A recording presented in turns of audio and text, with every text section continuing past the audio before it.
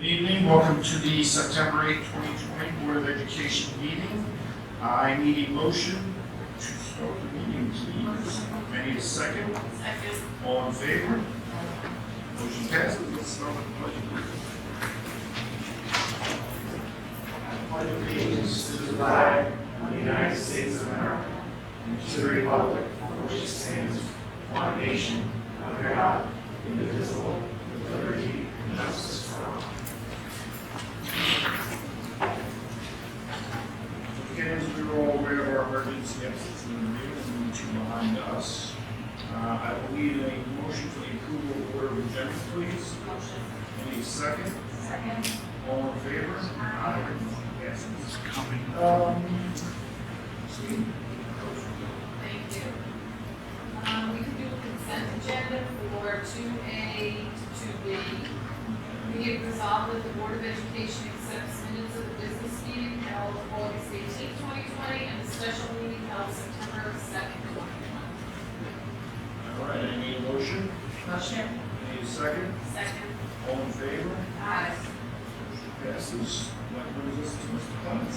Hi, good evening, everyone. I would ask the administrative team, the leadership team to be here tonight so that they could give you just a couple of minutes on the opening of schools. But before they do that, I want to just, and your reports are in your packets as well and saved on your Word docs.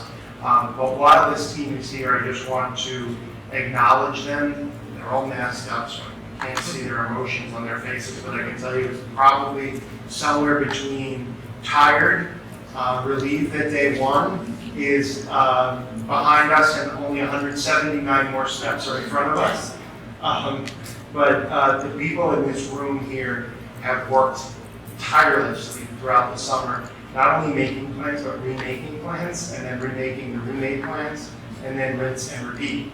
And because as guidance changed or guidance was unclear, the team responded, and that was not without a tremendous amount of work and ingenuity and imagining what could be. And I was in each of the buildings today, and to see the concept go to reality, we did it. They did it. Their staff and their teams did it.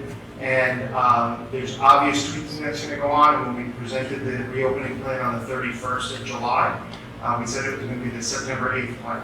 Because right from minute one on September 8th, the plan would start to evolve to see what worked, see what didn't work, see what opportunities exist.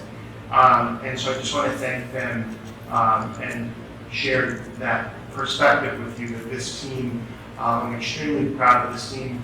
In 2006, we were told you don't get letterhead until your first year because we're not sure you're going to stay. And here, this team is solid, their roots are in the ground, and it's shown in how they welcome kids today. So I want to thank each of you for being here. I know it's a long day. We're going to get you out of here as quickly as possible because tomorrow is another day one for the other two. So we're reliving our day one again tomorrow. I just want to give a couple of quick updates on where we are with enrollment.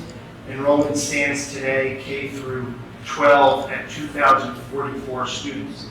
In February, the last time we were in person together, we were 2,019 students. We expected our enrollment to be the same or even smaller, modestly smaller this year, but that was not the case, as you can see in these numbers. So that's a 1.2% growth from where we were last year. That's not what some of our counterparts east of the canal and around us are experiencing. Significant growth.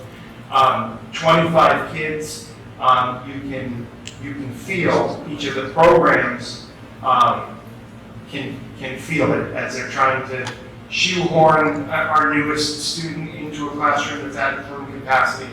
But it's not a tremendous amount of students over K through 12, but it is enough to make to present the need for adjustments. Of the 2,085 kids that pre-K through 12, 17% of them have chosen to go full remote. So that's 360 kids right now. That number is a moving number as well. As much as we want it to be a fixed number, We know that students, families who have chosen remote are now in a different situation and are showing up on our front door, and those who had intended to come back, circumstances might have changed, and they're going full remote. So the agility of getting kids in and out of that section is still going to be a reality for us, and it just is. But when you take out 17% of the enrollment, then divide the balance in half, we really felt that a small percentage of the kids were in school today. Very manageable. The objective that this leadership team had, this Board of Education had in walking before running, testing the systems with a small group of kids, that was true today. We were able to do that with relative ease.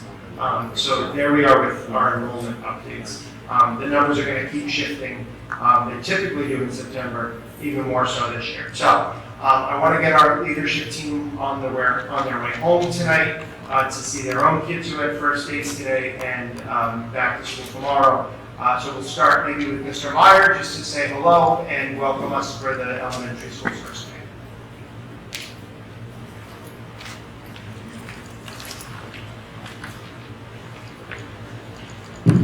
Thanks, Mr. Clemson.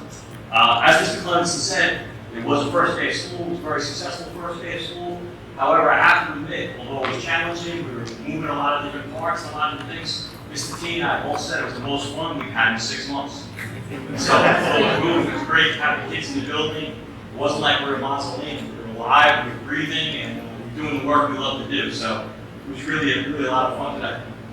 Some big changes with our arrival and our dismissal procedures, basically all based on health, safety, and security needs. So we did have some changes with our arrival and our dismissal procedures. All seem to go pretty well. We'll still be tweaking them as the year goes on, but it was a good start to it. We are still working on where we have a challenge. We're challenged with our lunch periods and our special area classes this year because we do have so many more. So that's a challenge we're going to continue to work on. We're going to continue to grow. We're going to continue to perfect before the year's over. We are very excited. We'd like to thank the Board of Education for our small class size this year. It's making a tremendous difference. I can tell you all faculty and staff members are extremely grateful, extremely happy, and they're really looking forward to, in their homerooms this year, personalizing instruction for each and every student. So we do really appreciate your commitment and your dedication to giving us the extra resources we needed to get that class size nice and small. Our remote learners, as I left around 6:50, the middle school, we still have a couple of our remote teachers still in the middle school, still at the elementary school, handing out Chromebooks. So the remote program is getting there, but again, we still have teachers handing out Chromebooks to some students that still need them. So that's something we're still working on and we're still growing too. I just wanted to say a big thank you to the entire team for today. It was great having so much support from the district office to get us up, to get us running. And we really do appreciate it all to have a really successful first day. We're looking forward to, we had a great day today with the purple team. We're looking forward to a great day tomorrow with the white team. And a real simple philosophy we're working on this year, just growing, is we, not me. We, not me. And we're all we're all buying into that. And we realize it's that time of year where it's got to be we, not me, all year. And we're ready to go. We're looking forward to 2020, 2021 school year. Thank you for your support. Mr. Shutt. Good evening. So the middle school, today we got off to a solid start, focused especially on these first 2 weeks on the areas of health, safety, and social emotional wellness for students as well as staff. And also on building sustainable habits that start right now in these areas. Just want to take a few minutes to acknowledge our custodial crew who were phenomenal throughout the summer and even on the moment today. I mean, minute by minute, they did not miss a beat throughout. Anytime the radio then said, could you measure here and install here, and they were just phenomenal. Not Ralph, our head custodian, and the entire crew have been outstanding. Our main office secretaries, really, we left March 13th and they did not. And quite honestly, I can't seem to find a way to meet my main office to work. And I was there at 5:58 this morning. I don't know how they were there before me, but hopefully I'll figure it out tomorrow. I'll try again. Our master scheduling team, led by Mrs. Fox, really outstanding. Clemson alluded to it, the building and the rebuilding, the rebuilding and the rebuilding. While I slept a couple of hours every night, Mrs. Fox continued to work at the master schedule, tweaking and refining. Right up to today, we were working with teachers throughout the day on making some real-time revisions as they gave us information on how to make things better. So they really, all throughout the summer is what I'm going to get into today. This morning, as Mr. Meyer had mentioned, we have some new arrival procedures and dismissal procedures. Ms. Fox and I had spent a great day this past Friday with our newest middle school students, our fifth graders, and their families, really connecting with them. We had acknowledged that by this point, we really spend about 5 different times with them, usually the incoming fifth graders. This was the first time we met with them on Friday, and it was really great. We met with them in groups of 16. They were able to meet their fifth grade teachers and see their fifth grade teachers actually working to prepare for this opening day. And it was really, I think, it made a big difference meeting with them on Friday, showing them the building, walking the routines, and just sort of simulating the communications that we've been sending out to them. And then today it all paid off because our teachers, our CERT members, our security guards, they welcomed and ushered in over 300 students, showed them around, rerouted them at times. But the great thing about working with middle school kids is that they pick up quick on these routines and these habits, and they really want to really hit the ground running. And we just have to keep up with them now. And again, we continue it tomorrow with the new group. We're excited about that.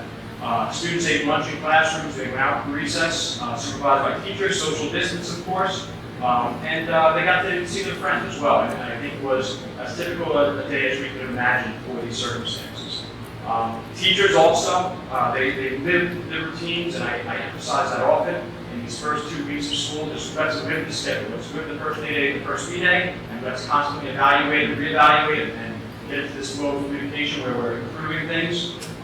So the teachers really were wonderful about working with these small cohorts of students. At the end of the day, we had a faculty meeting where we got together and so how did it go? Let's talk about how the arrival went, how the dismissal went, how did lunches go, and really try to fill in details of what Ms. Fox and I missed when we were someplace and not other places, and the teachers were really receptive to that. Also, I think this I didn't mention our learning support team. Our counselors, our social worker, our psychologist, and school nurse who throughout the closure into the summer and even right up to today, talking about students who have compromised immune systems and how we're going to meet their needs in and out of school. Also, we took some time today, and I really thoroughly appreciate the support of Mr. Clemson and our central office as well for dropping everything for a midday meeting with us today to welcome in a new family and really make sure that student new sixth grader has exactly what she needs to start school this week. So that it's not lost on anybody that we're not just going through the motions of new routines and making sure we do everything right. We're stopping to honor and appreciate the people that are involved, including most importantly the adolescents. So we're looking forward to continuing. Really thank the support of the Board of Education always, and it's evident in every step we take in middle school. I just want to say thank you and welcome back. Thank you. Retired. First and foremost, it's great to see everyone, not through Zoom. We had a great day. There were some really familiar features in the high school. This morning, I was accosted by 30 seniors wanting to know when their senior privileges will begin. And the other familiar thing that happened is Larry yelled at me for spending money. So, There's comfort. Yeah, I felt like I was at home. I felt like I was immediately at home. To echo some of the things that both Dennis and Mark were saying, the team was incredible. All summer long, our custodial team, our support staff, and teachers, the support we received from district office as we greeted all the students here today. So I think we were able to really normal things for kids when they showed up. I think a lot of them were nervous, and when they showed up, they saw that they couldn't see the smile on the face, obviously, but at least there were some jokes that we could crack as they walked through, and just made everyone feel comfortable. So we got right to work, and teachers began logging on students in the classroom, and Google Classroom codes were out there, and we did what high school teachers do, and we started to talk to kids about college and career on day one. So it was a really productive day. I was really impressed with how kids work. They were incredible. They came in, wore their masks. They were really cognizant of where they were around other people, very respectful, and I was really pleased to see the way the students responded. So the entire sports tech team, Margaret and her office taking care of every parent concern, individual student needs. We really were ready for this, and I don't think I could have done that without the support of Mr. Clemens and the board head. And of course, Larry let us spend a couple of dollars that we needed to just to take care of some business. But all in all, really good shape. We're going to be learning and growing our way through the remote learning process. Obviously looking very different this year as opposed to last year. And I think parents are starting to feel and see that, and they're recognizing that, and heard quite a bit of appreciation, which is nice. Some notable academic points. One of the things that you might be hearing about is about music. And Mrs. Master and Mrs. Halsey had spent a lot of time trying to rethink how we're going to do that, because we could not fit our ensembles in their existing groups. So right now we've got a plan that involves outside, that involves the gym, that involves the auditorium, that may involve the parking lot at some point, I'm not quite sure. But we're going to get the kids performing, and I know that all the enthusiasm and the energy they bring to those programs are going to find their way into the 2021 school year. So that's what's happening at the high school. Again, thank you, and I appreciate all the support. Thank you. I like when the seniors bother. A few more updates, and again, thank you to the leadership team. I'm going to take a few more minutes and then wish you all good night. But I'd like to be part of the rest of the update because it does cover all aspects of the district here. One of the big questions that's hanging out there belongs to Mr. Walker's world, and that's what's going to happen with the fall 2020 athletic season. The Executive Board of Section 11, which is the Suffolk County governing board of athletics, met today to formulate some recommendations for the athletic council to consider with athletic directors later in the week. So the question at hand is, do fall sports begin on Monday, September 21st, or do we postpone to a January start? My preference, which for some will make sense, for some may make me an unpopular person, is the prudent thing to do is to postpone until January of 2021. I have concerns about equity, kids on their off days not being able to access athletics. I have concerns about contact tracing and maintaining social distance. If we're maintaining social distance in PE class at 12 feet, how we're going to do that on a soccer field. There's a lot of unanswered questions, and we're only in hour 12 of being open for the first time since March. So I'm also concerned with the math. So September 21st is 13 days from now, and we know that the public health guidance states that COVID could be present for 2 to 14 days before you even know it. So we could be preparing to open a season that ultimately can't happen, and if we dismantle a fall season, then we've crippled that season, and this steamroller moves on. So we might miss the opportunity to just have a truncated season and give the kids an experience that would be more carefully thought out, and once our systems are up and running, we see how this all works. The decision is Section 11's, at which point they'll come back to us and then we'll make a decision if we can live with that or not. So I want to get kids back doing all the things that I'm proud that Hampton-based offers: athletics, arts, co-curriculars, as quickly as possible, but as carefully and slowly as we must. That's sort of been the mantra that we've been working from all summer. Currently, in the world of curriculum and instruction, we'll continue to work on refining any technical hiccups that we have. It's a totally new world we're in. It's different than the spring. And so as 6 through 12 live streams, or we have a remote world that was K through 6 as well. There might be hiccups, and the message there is we're not leaving anybody behind. If there's a hiccup, we can't, and there's a connectivity issue and you're at home, no panic, no worry, no penalty. we'll work together. I'm going to steal Mr. Myers' "me, not me," so we're going to work together to make that work. Mr. Carlson will be rolling out parent trainings this month that will be recorded and accessible for parents who want to learn more about these educational technology platforms that we've invested in over the summer, and so that parents can really be part of that experience. Open house parent nights are going to look different. We'll work on a plan. The doors are open today. We'll work on a plan. However, they'll be remote and recorded. We will not have parents and community coming through the buildings at night to start the year this year. The other hot question for Mr. Richard has been, well, what about driver's education? And we have a two-pronged approach to driver's ed. Finish up with the kids in spring 2020 who were put on ice, and start with the fall 2020 program as well. So Ms. Rohan posted information to those in the driver's ed world.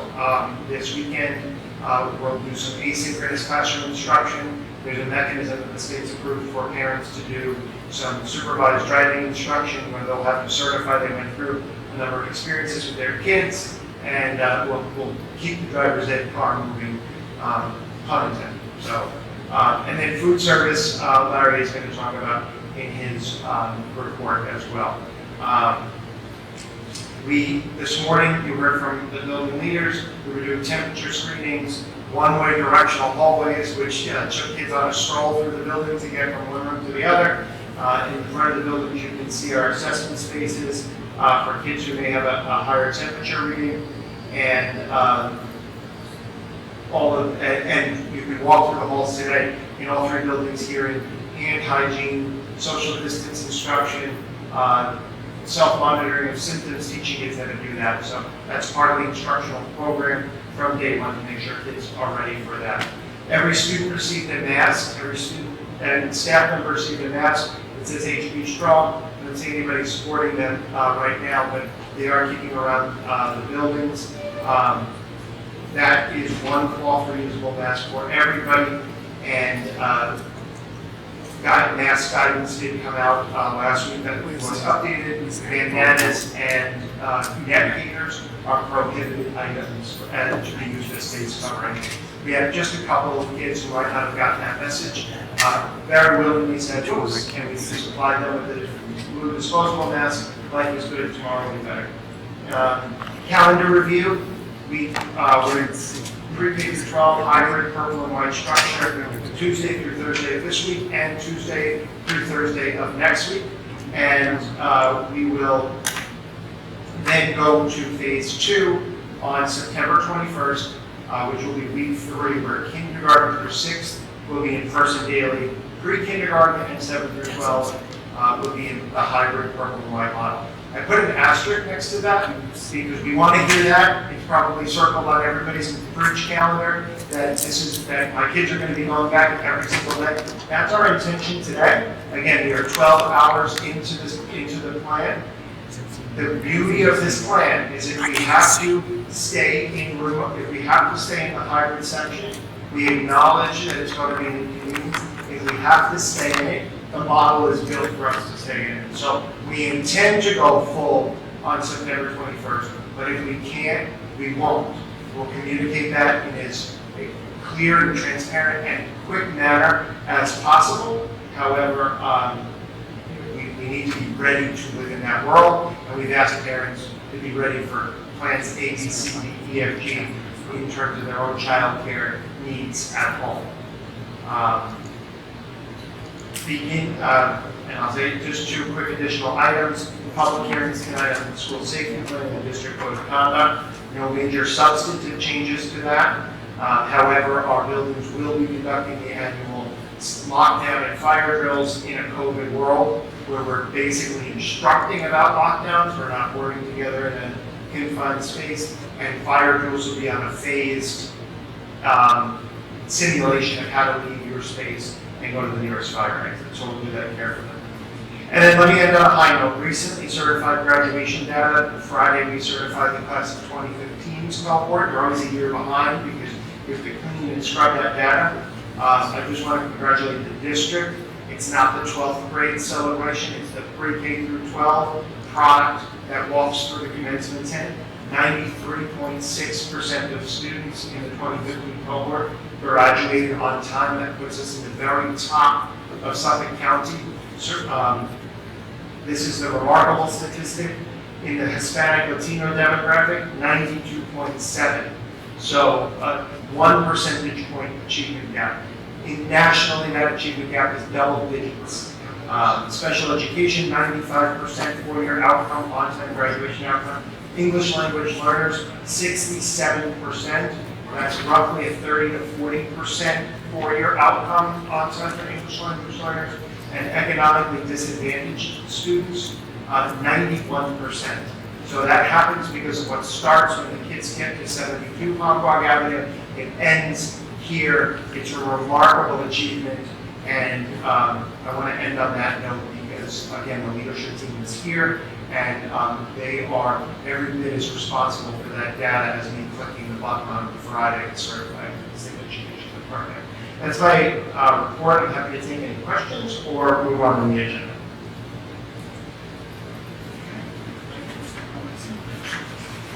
Mr. Swear, thank you. Recently, we've been charged in late fees on some of the district bills. And we normally would not ask to do this, but we believe it's always length of time from when we're mailing things, it's actually getting close to the end. We'd like to ask temporarily volunteers wire or ACH to pay certain bills where we're seeing late fees that maybe on the vendor's end, they're not processing quickly, maybe in the mail, maybe something to do with the way we're sending them back, they're not clear. The vendor's blaming the mail, but we just don't want to keep incurring late fees for things that we know we're paying a week, 2 weeks in advance. Temporarily, we'd like to do that. There's no charge to do it. It's not the preferred way the state would like to see us do it. It's like paper or the check, the purchase order, all those things. I agree with them, but I don't like it to take late fees for things we know we're paying well in advance. It's just taking too long. We'd like to welcome back David O'Connor, our new treasurer. He's our former high school graduate. David attended and graduated from SUNY Albany with a bachelor's degree in business and a concentration in finance. David worked for a financial consulting company in Albany for about 9 months, and then unfortunately found himself in a victim of COVID-19 layoffs, which brought him back home and back to HB. David joined us in the district business office on August 31st. He's quickly settling in. Brought a lot of skills with him. When he thought about it, he is looking, in addition to his normal treasurer duties, we look for David to help with some long-term budgeting models, financial analysis, and investing analysis.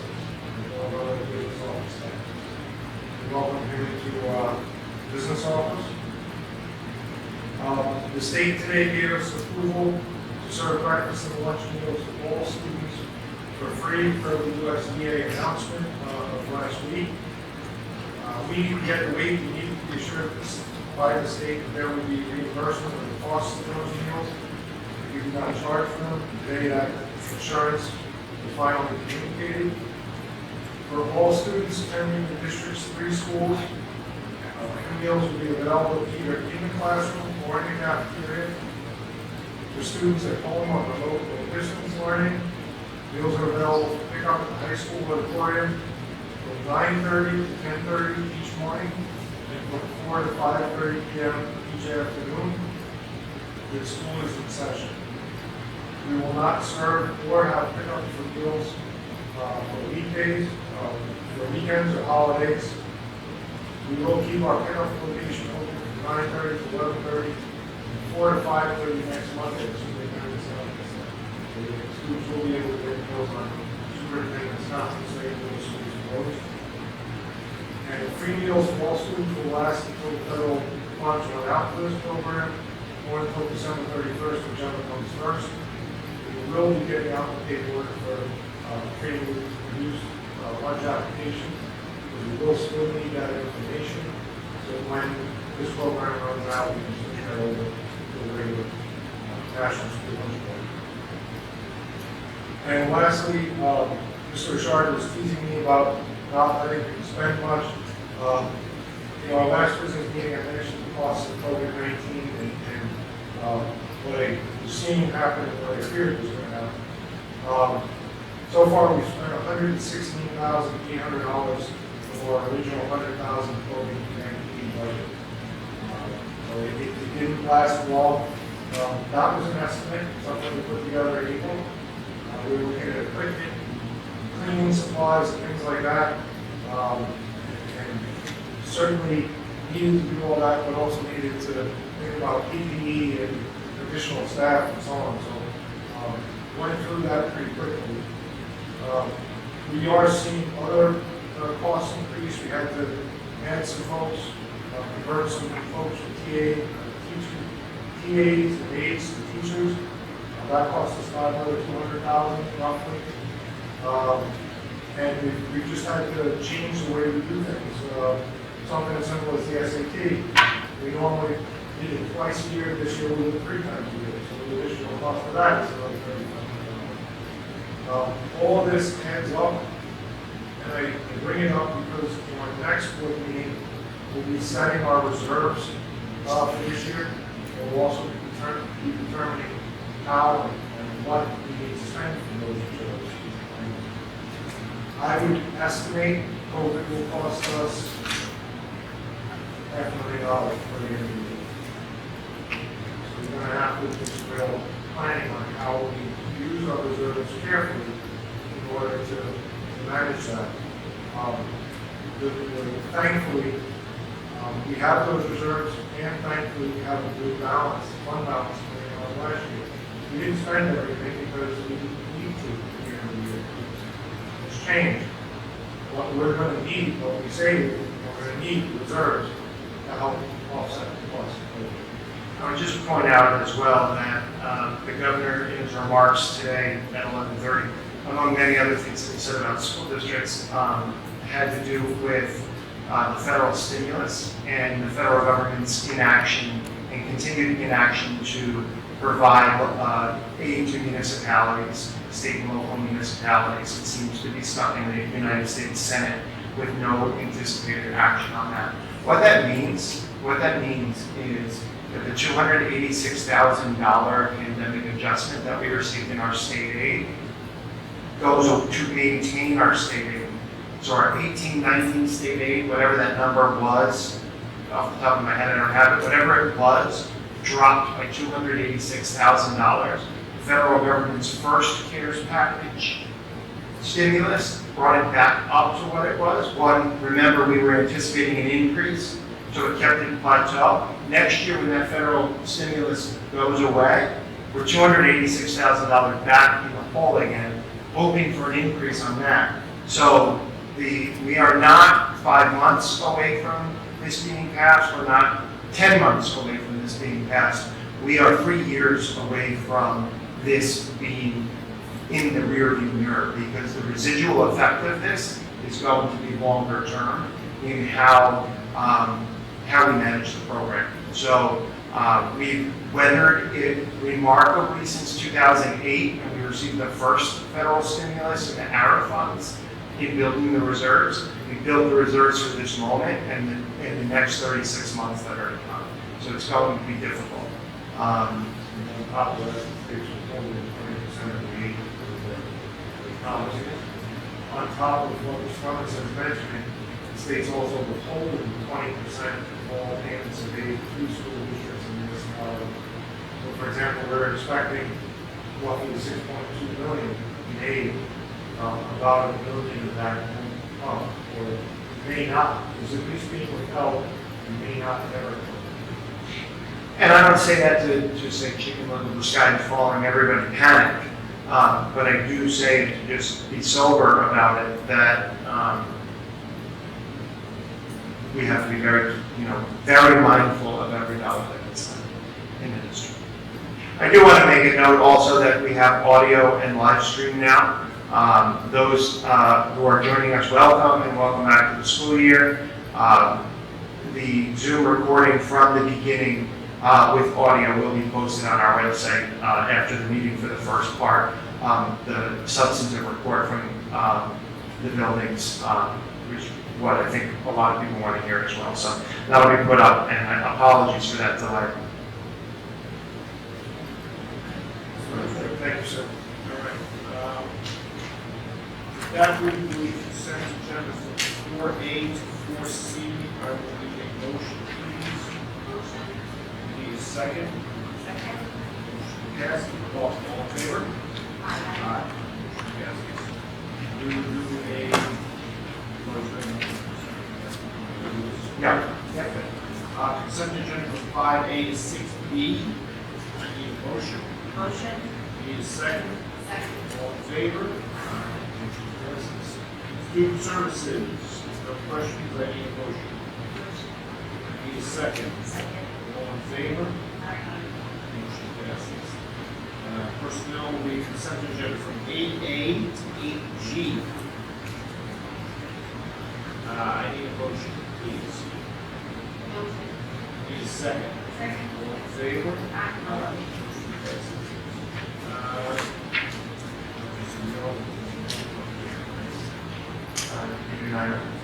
Eric, are you gonna have any, we will do a consent agenda from 9A to 9B. Need a motion? Motion. Need a second? Second. Favor, aye. And since we don't have any public comment, with that being said, thank you all for the outstanding job presented thus far. It is truly appreciated, and cannot thank you enough on behalf of the board. And fingers crossed, guys, I don't know what else to tell us. I will need a motion to adjourn the meeting. I need a second. Second. All in favor? Aye. Motion passes, meeting is adjourned.